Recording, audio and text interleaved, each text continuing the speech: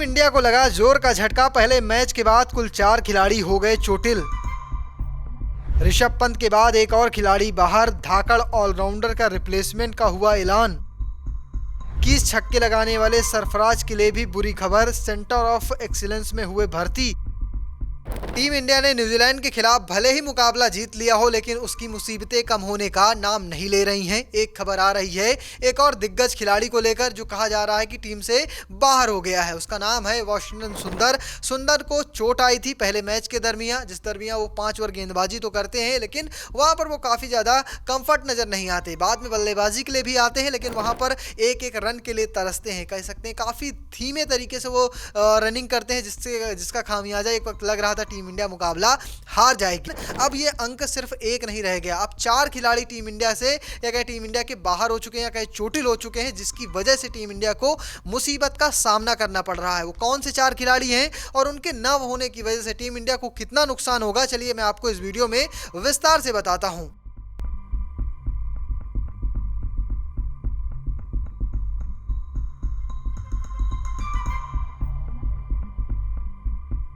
तो शुरुआत करते हैं, नाम आता है ऋषभ पंत का। ऋषभ पंत का चोटिल होना टीम इंडिया के लिए सच में एक बड़े झटके से कम नहीं रहा है। अगर ऋषभ पंत कल का मुकाबला खेल रहे होते तो शायद वोशी को मौका नहीं मिलता, और वो जहां पर एक समस्या आई थी जडेजा को ऊपर भेजने की दिक्कतें जो टीम इंडिया को झेलनी पड़ी थी वो नहीं होती, और ऋषभ पंत और केएल राहुल आखिरी के ओवरों में बल्लेबाजी कर रहे होते, वहां पर टीम इंडिया को फायदा मिलता। और साथ साथ आपको ये पता होता कि आपके पास एक मजबूत बैकअप प्लान मौजूद है। ध्रुव जुरेल को जरूर शामिल किया गया है, लेकिन ऋषभ पंत का ना होना कह सकते हैं टीम इंडिया के लिए एक बड़ा झटका है। ये तो बात हो गई ऋषभ पंत की। दूसरा नाम है इस सीरीज से जुड़ा हुआ वाशिंगटन सुंदर का।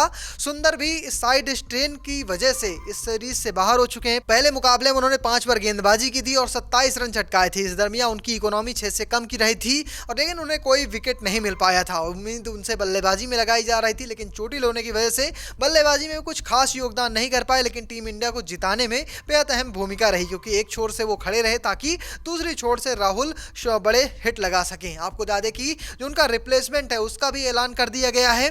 आयुष बदोनी को उनका रिप्लेसमेंट चुना गया है। आपको बता दें कि आयुष बदोनी दिल्ली के कप्तान हैं और लगातार अपनी बल्लेबाजी से लोहा मनवाते आए हैं। लखनऊ सुपर जायंट्स के लिए आईपीएल में खेलते हैं, वहां पर भी उनकी बल्लेबाजी काबिले तारीफ होती है। आपको बता दें कि जो आयुष बदोनी है वो बल्लेबाजी में मिडिल ऑर्डर में बल्लेबाजी करते हैं। इसके साथ साथ ऑफ स्पिन का भी एक अच्छा ऑप्शन देते हैं। वो अच्छी खासी गेंदबाजी कर लेते हैं, और जरूरत पड़ने पर अगर टीम की जरूरत है तो वो विकेट कीपिंग भी कर सकते हैं।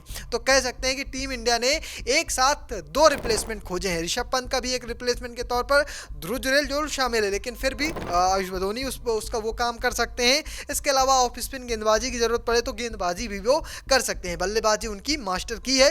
वो लगातार मिडिल ऑर्डर में आकर राहुल के साथ अच्छी पार्टनरशिप बना सकते हैं। साथ में टीम इंडिया अगर मुसीबत में फंसती है तो वहां से वो निकाल सकते हैं। ये तो बात हो गई आयुष बदोनी की और साथ साथ वाशिंगटन सुंदर की। तीसरे नाम की बात करें तो वो नाम आता है तिलक वर्मा का। ओडीआई सीरीज जब खत्म हो जाएगी तब उसके बाद शुरू होगी 5 मैचों की टी20 सीरीज, और इस टीम का वो बेहद अहम हिस्सा माने जाते हैं। सूर्य कुमार यादव का बल्ला कई बार फेल हो जाता है और वहां पर वो आकर मिडिल ऑर्डर को संभालते हैं, टीम इंडिया को फाइनल जितवाते हैं। एशिया कप का फाइनल उनके लिए उनकी बल्लेबाजी के लिए याद किया जाएगा। लेकिन आपको बता दें कि तिलक वर्मा के जो चोट लगी थी उनके लोअर एब्डोमिनल्स में खिंचाव आ गया था, जिसके बाद वो कह सकते हैं पहले शुरुआती 3 मैचों के लिए बाहर हो चुके हैं। आखिरी के 2 मैचों पर आगे फैसला किया जाएगा, लेकिन अभी तक उनके रिप्लेसमेंट का ऐलान नहीं किया गया है। और ये कहा जा रहा है कि वहां पर कई सारे नामों की दौड़ थी, जिसमें सरफराज का नाम भी शामिल था, लेकिन अब वो कह सकते हैं चर्चा से बाहर हो जाएंगे। लेकिन ऋतुराज गायकवाड़, साथ में श्रेयस अय्यर, इसके अलावा रियान पराग का नाम चल रहा था कि तिलक वर्मा की जगह नंबर 4 की जिम्मेदारी इन तमाम सारे खिलाड़ियों को दी जा सकती, जिसमें श्रेयस अय्यर काफी जोरों शोरों से चर्चा का विषय बने हुए हैं। और कहा जा रहा है कि पहले 3 टी20 के लिए श्रेयस अय्यर को टीम में शामिल किया जा सकता है। ये तो बात हो गई तिलक वर्मा की। चौथा नाम आता है सरफराज खान का। सरफराज खान इस वक्त विजय हजारे ट्रॉफी में क्या गर्दा उड़ा रखे थे। जहां लोगों का स्ट्राइक रेट ओडीआई में 100, 120, 130 होता है, उस बंदे का 190 प्लस है। ये दिखाता है कि वो अपने पीक पर चल रहा है। वो टेस्ट तो कमाल का खेलता ही है, इस बार व्हाइट बॉल में भी अपना दमखम दिखा रहा है। 15 गेंदों पर विजय हजारे में 50 लगाई है, 1 ओवर में 4-5 छक्के लगाए हैं। तो तमाम सारे रिकॉर्ड इस वक्त सरफराज खान बना रहे हैं। आपको बता दें कि अब तक 21 छक्के इस टूर्नामेंट में लगा चुके हैं, 5 पारियां उन्होंने खेली इस टूर्नामेंट की और यहां पर उनका प्रदर्शन कमाल का रहा था। अगर उनके प्रदर्शन की बात करें तो इस विजय हजारे ट्रॉफी में उन्होंने 6 मुकाबलों की 5 पारी में 190.56 के स्ट्राइक रेट से 303 रन बनाए हैं। चौकों की बात करें तो 25 चौके लगाए हैं और इसके अलावा 21 छक्के लगाए हैं। ये तो सरफराज खान के रिकॉर्ड हैं। लेकिन इसके अलावा उनकी अब उंगली में चोट लगी है, जिसके बाद उन्हें बेंगलुरु भेजा गया है। बीसीसीआई के सेंटर ऑफ एक्सीलेंस में उनकी देखरेख होगी, वहां पर उनका इलाज चलाएगा और उसके बाद वो कह सकते हैं आने वाले मैचों के लिए, आने वाले समय के लिए फिट घोषित किए जाएंगे। ये तमाम सारी खबरें हैं। तो टीम इंडिया को पिछले एक महीने में, जनवरी का महीना कह सकते हैं टीम इंडिया के लिए अच्छा नहीं रहा। 4 खिलाड़ी चोटिल हो चुके हैं और कई सारे सिनेरियो में कई सारी प्लेइंग 11 का समीकरण भी डगमगा चुका है। तो ये तो बात हो गई टीम इंडिया को लेकर।